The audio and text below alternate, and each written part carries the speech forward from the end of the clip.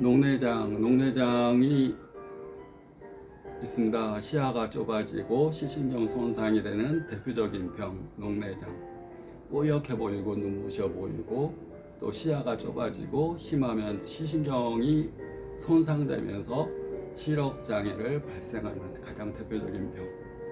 일반적인 경우는 정상 안압이 10에서 평균 안압이라고 합니다. 정상이 아니고 평균 안압 10에서 21 사이가 평균치 안압인데, 평균치 안압이면서 시신경이 손상되는 녹내장이 많습니다.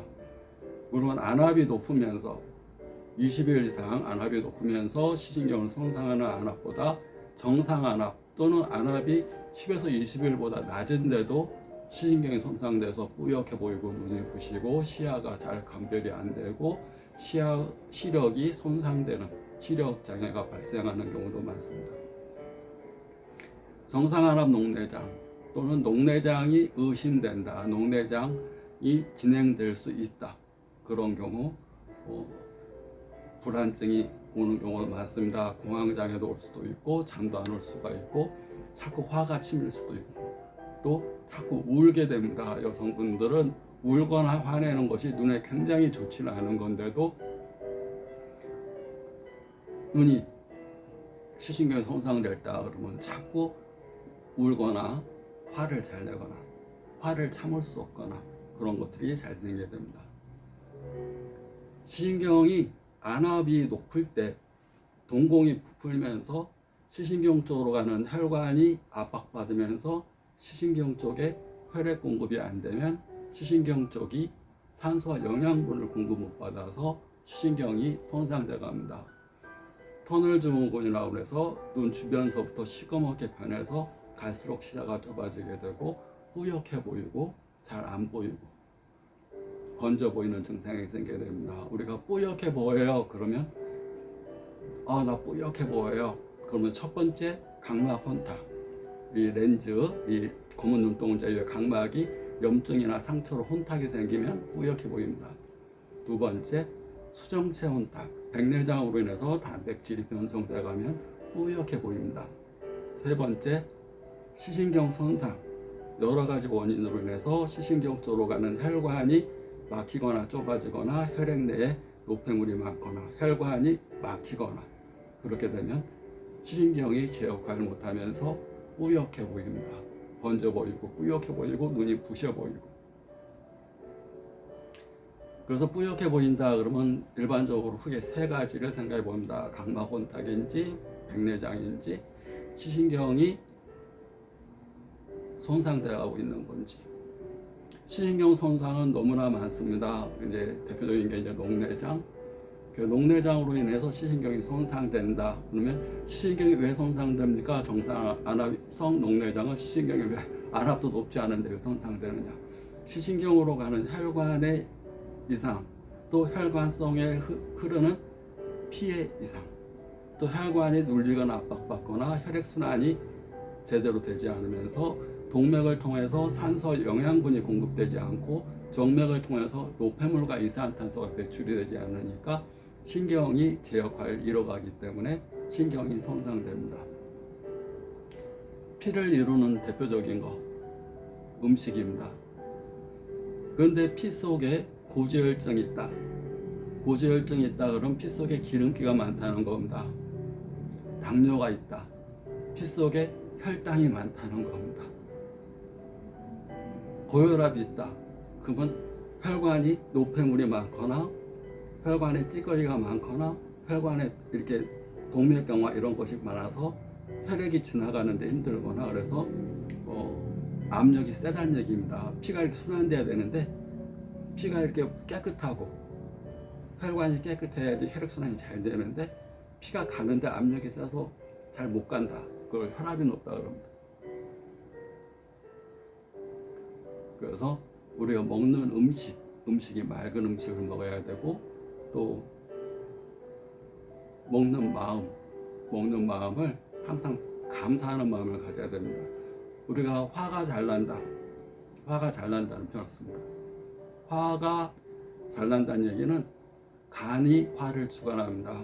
우리 몸에는 마음이 있듯이 장부 하나하나에도 마음이 있습니다. 간이 주관하는 마음은 화입니다. 화. 간이 안 좋은 분들은 화를 잘 냅니다.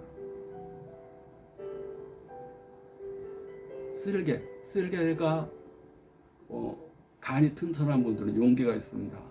담이 커도 용기가 있습니다. 담이 적고 쓸개 기능이 약하면 겁이 많습니다. 소화도 안 됩니다.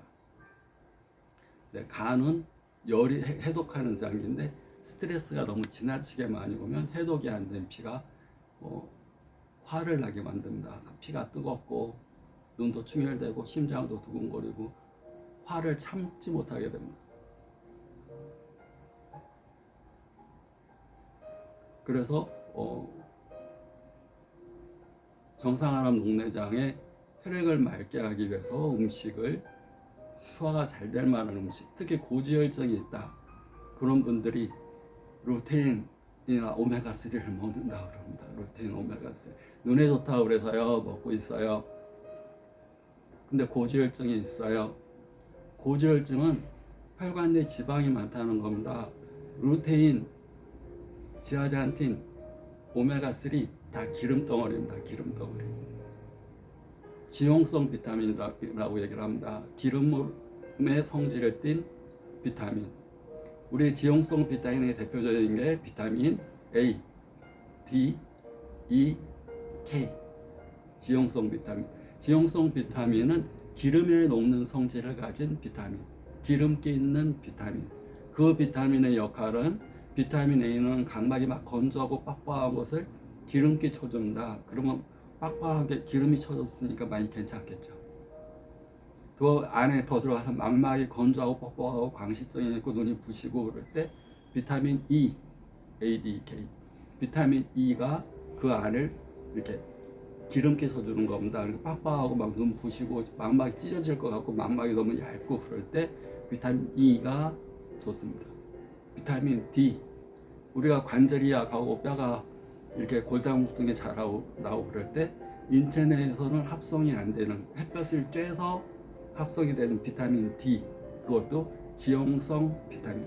내 몸에 기름기를 쳐줘서 골다공증, 뼈가 움직이면 빠다닥 소리가 나고 다리를 움직이면 뻑뻑하고 다리가 관절에 기름기가 없을 때 비타민 D가 기름기를 보충해주고 관절을 부드럽게.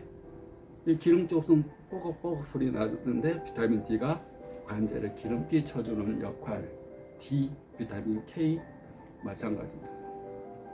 근데 고지혈증이 있는 분이 영양제라고 그래서 기름기 성분이 많은 비타민을 먹어대면 기름기, 그러냐도 혈관 내에 기름이 많은데 기름기를 더 넣는 겁니다. 그러면 그 영양제가 기름기에 기름기를 더해서 시신경 쪽의 혈액순환을 더 안 되게 합니다. 영양제를 먹었는데 눈이 더 안 좋아요. 당연히 안 좋죠.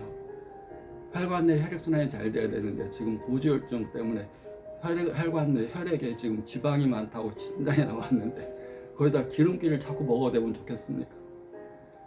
황반변성도 마찬가지입니다. 황반변성으로 인해서 눈이 안 좋아요. 시력이 안 좋아요. 눈이 뿌옇게 보여요. 어둡게 보여요. 시력이 앞도 구분 못 하겠어요. 그런데 영양제를 싸다고 해서 막 사서 먹어야 눈에 좋은 영양제. 지아잔틴이 좋고 루테인 좋다고 해서 먹고 있어요. 오메가3도 먹고 있어요. 다 기름기입니다. 그분은 고혈압, 당뇨, 고지혈증까지 있는 분입니다. 당뇨로 인해서 피가 걸쩍걸쩍하고 당이 많이 섞여 있고 혈액 내에 고지혈증으로 해서 기름도 많이 섞여 있고 거기다가 영양제라고 또 기름진 루테인, 계란 노른자 성분이 루테인이 많이 들어가 있습니다. 계란 노른자 얼마나 기름기입니까? 우리가 후라이팬에 기름기 노른자를 태우면 다 기름 덩어리인데 그 안에 루테인이 많은 겁니다. 영양제를 먹으니까 눈이 더 나빠요. 눈이 더 안 보여요. 당연하죠. 혈액의 피가 맑아야지, 순환이 잘 돼야지 시신경 쪽에 혈액 공급이 잘 돼서 눈이 잘 보이는데 그냥 인터넷 싸다고 그냥 영양제 막 구입하고 이 약이 병명 어디에 좋다가 아니라 내 몸, 먼저 나 자신을 알아야 돼. 나 자신이 고혈압, 당뇨, 고지혈증, 당뇨, 고지혈증이 있어 내 피가 끈적한 설탕이 많고 또 기름기가 많고 이 내 피 상태인데 기름기 있는 걸 자꾸 사서 먹으면 영양제라고 사서 먹으면 안 된다는 겁니다. 그래서 이 약도 되고 독도 된다. 약은 독일 수도 있고 약일 수도 있는 겁니다. 자기 자신을 모르고 먹으면 자기 자신한테 맞춰서 먹어야 됩니다. 증상과 맞아야 된다. 그래야지 약이지 증상과 맞지 않는 거꾸로의 약을 증상을 더하는 약을 약이라고 먹으면 그건 독이 되는 거예요. 고지혈증이 있거나 당뇨가 있거나 그런 분들은 기름기 있는 걸 먹으면 좋지 않고 또 지방간이 있는 분이 또 그런 걸 먹습니다. 루테인 좋아, 지아잔틴 좋아, 오메가3 좋아, 좋대 눈에. 지방간이 있다는 얘기는 간에 지방이 분해가 안 되면서 지방이 쌓여 있는 겁니다. 기름기를 거기다 기름기 있는 영양제를 먹으면 기름이 더 쌓입니다. 그러면 간이 제 역할 더 못한. 그러냐도 기름기 있는 거 안 먹어도 지방간인데 거기다 기름기 있는 영양제를 아주 고농축된 영양제, 고기 먹는 것보다 더 많은 지방을 포함된 영양제를 요 알약 하나에 농축시켜서 기름기가 모아진 것을 지방간이 있는 분이 먹으면 지방간이 더 쌓입니다. 나 고기 안 먹는데도 지방간. 간은 고기만 분해하는 게 아니라 내 몸의 스트레스를 해독하는 역할을 합니다. 스트레스, 정신적 스트레스, 육체적 스트레스, 약물로 인한 스트레스, 염증성 스트레스, 눈 외상 타박 교통사고로 인한 외상성 스트레스, 또 사람 관계에서 생기는 스트레스, 환경에서 받는 스트레스, 내 몸에 가해지는 모든 충격 다 어디서 해독하냐? 간에서 해독합니다. 고기 안 먹어도 지방간이 생기면 간이 힘들면 제 역할을 못하니까 간이 지방을 분해해야 되는데 간이 지방을 분해할 만큼 힘이 떨어지니까 지방이 쌓이는 겁니다. 위장에서 소화 기능이 안 되면 소화 안 된 음식물이 담으로 쌓이듯이 간에서 지방을 소화를 못 시키면 고기 하나도 안 먹어, 나 야채 안 먹어 그래도 간이 힘드니까 지방이 쌓이는 겁니다.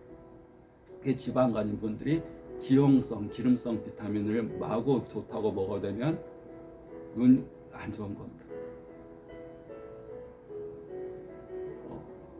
그래서 기름기 있는 지용성 비타민 A, D, K, 오메가3, 루테인, 지아잔틴은 기름기 있는 분들은 피하는 게 좋습니다.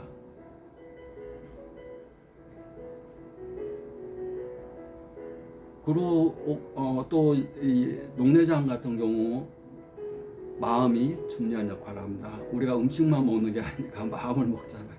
이어서 설명하겠습니다. 구독자 감사합니다.